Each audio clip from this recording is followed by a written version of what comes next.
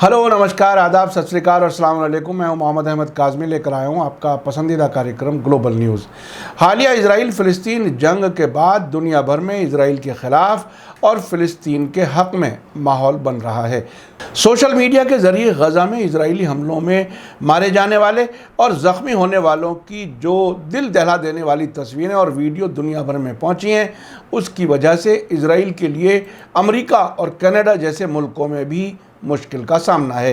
Canada की बड़ी news organisation CBC के मुताबिक अमेरिका के बाद अब कनाडा में फ़िलिस्तीन के सपोर्टर्स ने इजरायली जहाज़ को बंदरगाह पर लंगर डालने से रोक दिया है। ये वाक़या कनाडा के प्रिंस रूपर्ट शहर की बंदरगाह पर हुआ है। कनाडा के ब्रिटिश कोलंबिया स्टेट के बंदरगाही शहर प्रिंस रूपर्ट में फ़िलिस्तीन के सपोर्टर्स ने इजराइल की पॉलिसीज़ के ख़िलाफ़ प्रोटेस्ट किया और इजरायली जहाज़ को शहर की बंदरगाह पर लंगर डालने से रोक दिया। कनाडा में फ़िलिस्तीन के सपोर्टर्स प्रिंस रूपर्ट शहर की बंदरगाह के टर्मिनल के एंट्रेंस गेट पर खड़े हो गए और इजरायली जहाज़ वोलांस को लंगर डालने से रोक दिया। ये जहाज़ इजरायली कंपनी जिम का है। कनाडा में प्रोटेस्ट करने वालों ने ब्लॉक द बोट कैंपेन के तहत प्रिंस रूपर्ट शहर में ये कदम उठाया है। ब्लॉक द बोट कैंपेन के मेंबर्स ने इससे पहले कहा था कि वे फ़िलिस्तीनी अवाम के हकूक़ के सपोर्ट में इजरायली सामान को नॉर्थ अमेरिका नहीं आने देंगे। इजराइल के ख़िलाफ़ और फ़िलिस्तीन के हक़ में प्रोटेस्ट करने वालों में एक एक्टिविस्ट फ्रांसिस रिले ने कहा कि हम इस बात से इनकार नहीं कर सकते हैं कि दुनिया एक दूसरे से जुड़ी हुई जगह है, इसलिए यहाँ जो जहाज़ उतारता है उसका दुनिया के दूसरी तरफ के लोगों की ज़िंदगी पर असर पड़ता है। और मुझे लगता है कि ये बात बतानी सख्त है, लेकिन मुझे लगता है कि ये एक अहम बात है।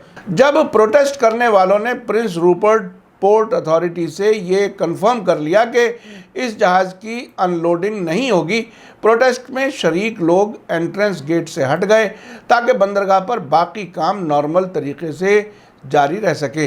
साथ ही उन्होंने कहा कि अगर जहाज़ ने फिर से लंगर डालने की कोशिश की तो वे इसे रोकने के लिए वापस आएंगे। CBC ने Prince Rupert Port Authority, shipping company Zim और the Fairview terminal operator DP world से कमेंट के लिए रब्ता किया, लेकिन किसी ने कोई जवाब नहीं दिया। मई में वोलांस ने ओकलैंड कैलिफोर्निया के बंदरगाह में लंगर डालने की कोशिश की थी, लेकिन इंटरनेशनल लॉन्ग शोर वर्कर्स यूनियन के लोकल 10 मेंबर्स ने भी ब्लॉक द बोट से जुड़े प्रोटेस्ट करने वालों की सपोर्ट में जहाज़ को लंगर कराने से इनकार कर दिया। जून की शुरुआत में फिर से डॉक करने की कोशिश के लिए ऑकलैंड लौटने से पहले वोलांस साउथ कैलिफोर्निया के लिए रवाना हुआ। जब फिर से ये जहाज़ लंगर नहीं डाल सका तो 4 जून को कनाडा के ब्रिटिश कोलंबिया स्टेट की प्रिंस रूपर्ट बंदरगाह के लिए रवाना हो गया। अब इसी रूपर्ट बंदरगाह के बाहर ये जहाज़ खड़ा है और इसको लंगर नहीं डालने दिया जा रहा। अमेरिका और कनाडा से ये खबर काफ़ी अहम है। वहाँ की आवाम फ़िलिस्तीन की सपोर्ट में और इजराइल के ख़िलाफ़ सड़कों पर ऐसे वक्त में है जबकि उनकी सरकारें इजराइल से अच्छे ताल्लुकात बनाए हुए हैं।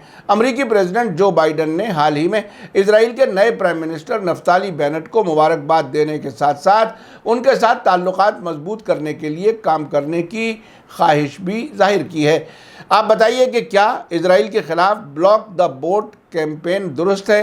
क्या इस कैंपेन को दुनिया के दूसरे मुल्कों में भी बढ़ना चाहिए?